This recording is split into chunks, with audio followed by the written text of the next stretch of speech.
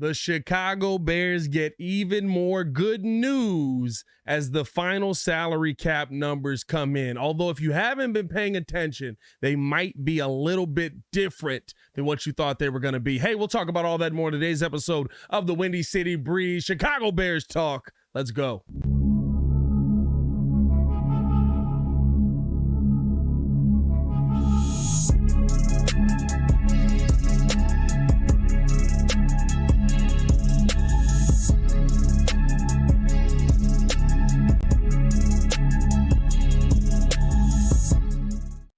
Now, if you are new to the channel, please like the video. Please subscribe to the page. We do talk Chicago sports daily on this channel. It's the only channel talking Chicago sports, how Chicago talks. So make sure that you get in tune with us, man. Here is something major that has come out news-wise from the Chicago, or from Tom Pelissero, I should say. Tom Pelissero has been informed by NFL teams that were informed by, of course, the commissioner, stuff like that, that today the 2023 salary cap will be a record $224.8 million per club. Sources have told Ian Rappaport that is up from the $208.2 million in 2022 and the $185 million in 2021. The 2021 number, of course, was a COVID adjustment, 198 in 2020 and 188.2 in 2019. So what does this mean for the Chicago Bears, right? That's really all we're here and that we care about, right? At the end of the day, the thing is that now the Chicago Bears are in a position where they have their cap numbers set, and we can start, kind of projecting out the players they're going to be looking at, what kind of price range they're going to be in. And I think the most interesting thing is now, right, with this price set, the Bears have the most cap space in the NFL after going through a miserable season. They had the most dead money on their cap. Ryan Poles has done an excellent job of restructuring this team to try and rebuild this team to where you're giving yourself the most option here. The Bears have an estimated $98 million in cap space heading into 2023.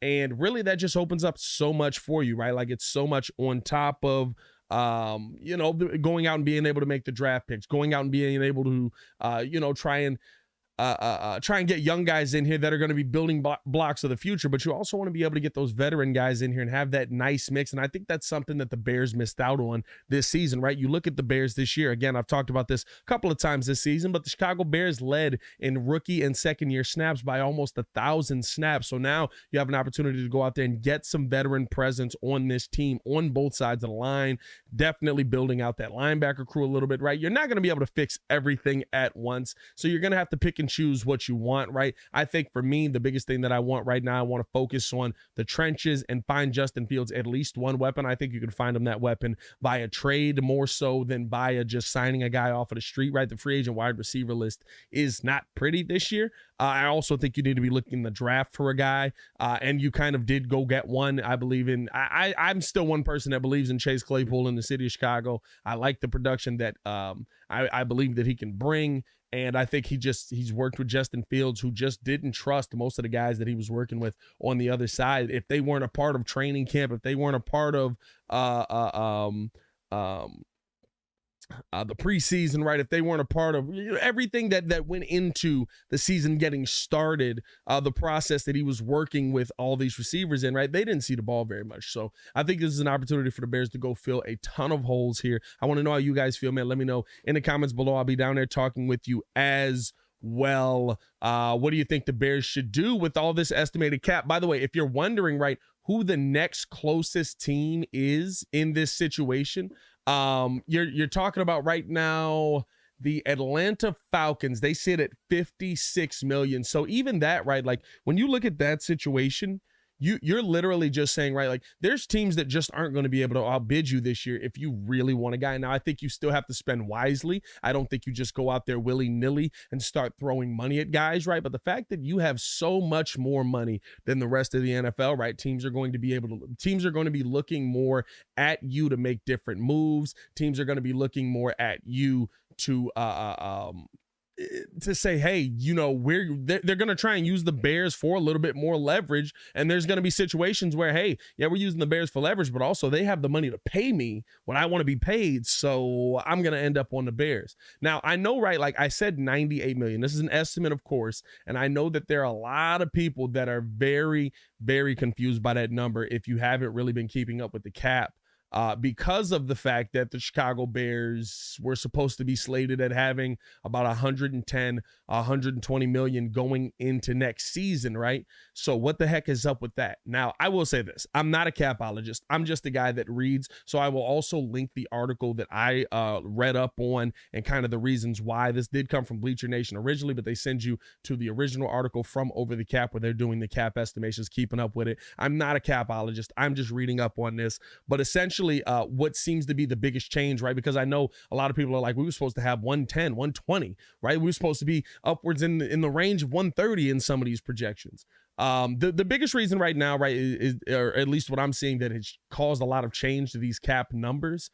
Based on the article that I read, it basically is talking about that a bulk of the changes is coming from the futures contracts, which have been signed so far.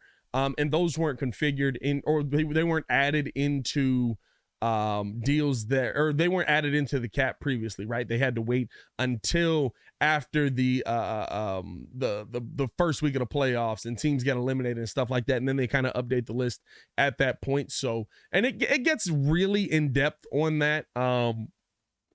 Again, I'm not a capologist. I don't pretend to be a capologist. There are people much smarter than me that just sit here and they follow around the cap movement and different things like that. But again, I don't think it changes the Chicago Bears offseason plans in the slightest, right? Yeah, you don't have 120 million to go out there and just blow everybody else out the water. But it's not like the Bears cap number only went down, right? Everybody else's projected cap numbers went down as well because of that. And I mean, really, right? Like the fact that you are 42 million above the next closest team, you have so many holes to fill, but you have the most opportunity to do it. Not only considering, right, like I know Mel Kiper, and we'll get into this, right, I'm probably going to drop this video tomorrow, so be on the lookout for that, talking about the picks that they could make in Mel Kiper's mock draft 1.0, right? But right now, where this Bears team is at, I think the interesting thing to look at is that the fact that you have the 42 million plus the draft capital, plus the ability to go out there and trade the number one pick if you really want to go out and get more draft capital, plus the ability to trade multiple times, right? Like there's nothing but a plethora of options for the Chicago Bears this season. I think that's the thing that gets us the most excited about this offseason, is really just based on what is Ryan Poles going to be able to do to make that happen. That's really what it comes down. What is Ryan Poles going to be able to do to make this all worth it? Because listen, as far as the GM goes, right, clap it up. We knew that this was the plan. He brought some guys in. We thought the Bears could win a little bit more than they lost. I still think if the offensive line is a little bit healthier, right, if Lucas Patrick is healthier, maybe you end up winning a couple of more games in that situation. But you had subpar wide receivers. You had subpar talent where you did have talent, right? Even if you hold on to Roquan Smith, I believe the Bears win a couple of more games. I'm not saying that they go on this crazy streak, but I think you win a couple of more games because your defense would have been in a better position. So to me, right, like I look at this and I say Ryan Poles did an excellent job of orchestrating everything in and out of the season so that it fell in the favor of, hey, you know what, no matter what, we're going to end up with a top pick. We're going to end up with this cap space. We're going to eat this dead money, right? This is the moving of Khalil Mack. This is the moving of Akeem Hicks. These are the plays. These are the smart decisions that Ryan Poles made in the beginning of the season, before the season started, during the season, that puts you in a really good position. There's some mistakes in there for sure. Lucas Patrick, to me, bad contract signing. Chase Claypool is yet to be seen. I think it'll pan out, but right, like the production on the field has to say that it's going to pan out. So there's also that. And it's going to be interesting to see kind of what the Chicago Bears are able to do with this cap space. The other thing of note that is seriously really, really good, right, is that there are, I believe, 15 organizations that will be over the salary cap going into the next offseason. 6 of them will exceed that $20 million mark, right? So there's going to be a lot of teams that are looking at free agent stuff that aren't going to be able to have any movement. You have the team that you have, right? The Buffalo Bills, they're 20 million over. Vikings, 20 million over. Tennessee's 23 million over. Jacksonville's 32 million over. Tampa's 55 million over. New Orleans is 57 million over, right? Like, so you don't have the flexibility to do anything. So those those teams are out of the race just about completely, right? And there's players on those teams that they're not going to be able to bring back. I look at guys like a Shaq Griffin, a Mike Evans, right? Like a Taylor Lewan. They're going to be guys that you're not going to be able to bring back into the organization because you're not going to have the money